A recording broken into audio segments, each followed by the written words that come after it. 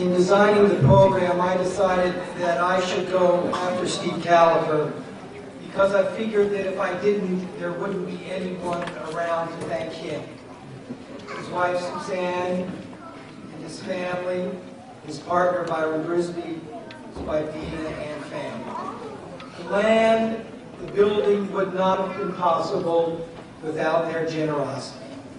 And I too must acknowledge Steve's father, my congregant and friend, Bill Caliper, who never let me forget how important it was for a community to build for its future. He has been a guiding spirit throughout this process. I also want to mention Suzanne's father and mother, Paula Truant, who were also my great friends and were tireless in their encouraging me to continue in my work. To quote the Grateful Dead, what a long, strange trip it's been. Beginning with President Howard Nafusi and fundraiser Jack Foreman, as you've heard, with focus groups and PowerPoint presentations, with Zell Burstein inspiring us with a model synagogue built of logos, and an incredible architectural competition as a consequence of an NEA, that is the National Endowment of the Arts grant, secured for us by Stanley Weinstein. The groundbreaking, the delays, and the delays. It has been a fascinating journey indeed. And there are so many people to thank. Marty, I want to thank you for thanking all of those people. I won't mention their names again.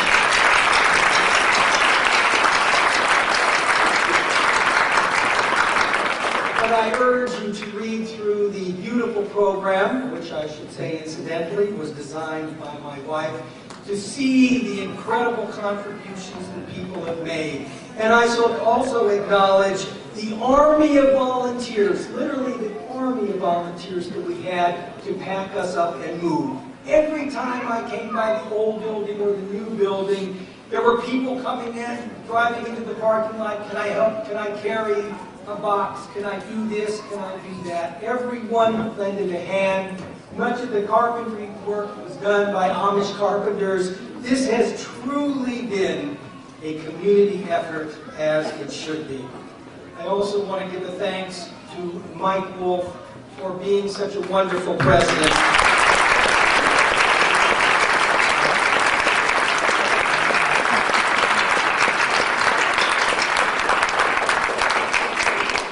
And to his wife, whom I have nicknamed the Rabbi for keeping me in line. To Kara for her artistry and Eric for his music. To my two beautiful daughters, and finally, to my wife Phyllis, who has been an unfaltering source of love and support throughout this entire endeavor.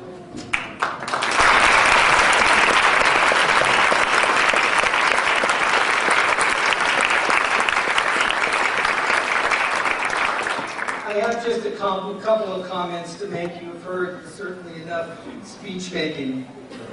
One of the things that you might be wondering is, why is it that we in Flemington have a dedication when our building isn't completely finished? This is a good question. We are not the citizens of Helm, that mythical village where people did things in kind of strange ways, but we have our own peculiarities that have to be appreciated. No, the reason is that we literally follow our Sifrei Torah, we follow our Torahs. And because they had to be moved out of the FJCC by March 1st, when we closed with the Salvation Army, we had to bring them into the synagogue with a proper dedication before then. It would certainly have been more convenient and considerably less stressful to hold this ceremony several weeks from now. But simply to put our Torahs in the ark as an afterthought would not have shown them the respect that they deserve and the importance that we have assigned them. A couple other thoughts as we go forth in this new and beautiful building. The first is that we have used the phrase in our marketing of the construction of our synagogue, brick by brick. And indeed, it is often felt as if this building was assembled in exactly that way, brick by brick. But with all of the bricks in place, Now what do we do? This much I can tell you. We have not only built this building brick by brick, but we have built it one person by one person, an individual at a time. We have, over the years, through our slowly and steadily growing membership, established a community, a house of worship for all people, young and old, able and differently able.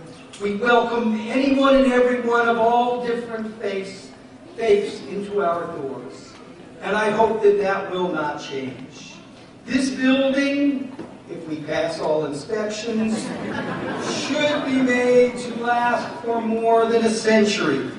Communities, as you know, can be more fragile things.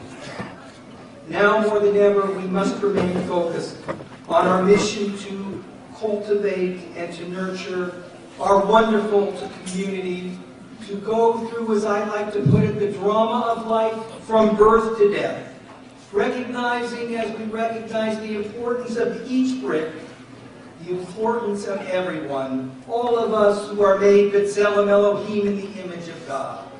Then and only then will this magnificent edifice be beautiful. We must observe what is written on our new bimah. Emet, which means truth, Chesed, which means kindness, Tzedek, which means justice, and Rachamim, which means compassion. I also want to say a word about our children. There are rabbinic stories galore about the importance of children. My favorite is that of Rabbi Yehuda Hanasi, Judah the Prince, a 3rd century rabbi who said, "The moral universe rests upon the breath of school children." And certainly our Flemington universe has rested upon their breath in more ways than one. They have been the glue that has held us together, and in the process, we have created for them an environment in which they can thrive and learn not only the words of our liturgy and the material of our tradition, but how to be committed and moral and compassionate Jews. I am amazed, and I'm going to leave a couple of people out I know, but I am amazed that we have today here a David Zachowitz and a Michael Kay and an Elisa Frank, people who not only didn't leave the congregation after their bar mitzvah, but who have remained after they have graduated from college, and our visiting collegians who continually grace our services when they come home, our teenagers who read Torah so beautifully and lead services, our little ones who will now get to open a great big ball and make all kinds of mischief on our imam. To all of our children, I can only say, you should be proud of your parents for building this synagogue, for building this house of worship for you to enjoy and learn in. You should be proud because they have shown you by their effort what commitment means. When you grow up, may you march with the Sifrei Torah, with the Torah scrolls, and you build for the future as well.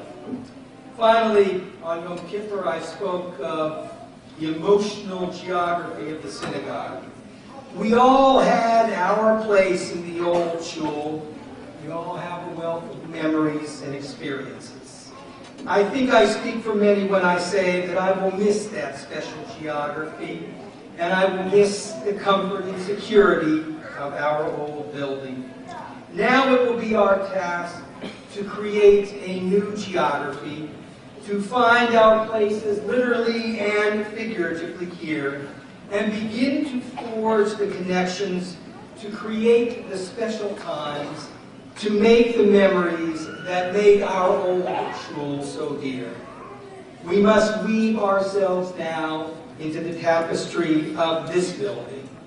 To quote the prophet Bilam, or to paraphrase him, how goodly is this Tanto Jacob, this dwelling place of Israel. Thank you very much.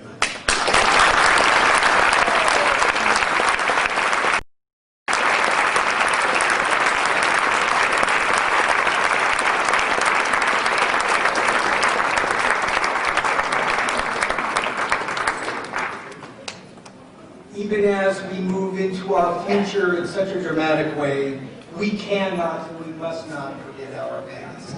At this time, I would like to call upon Ivan Gilbert and Jim Cohen, who will perform remembrance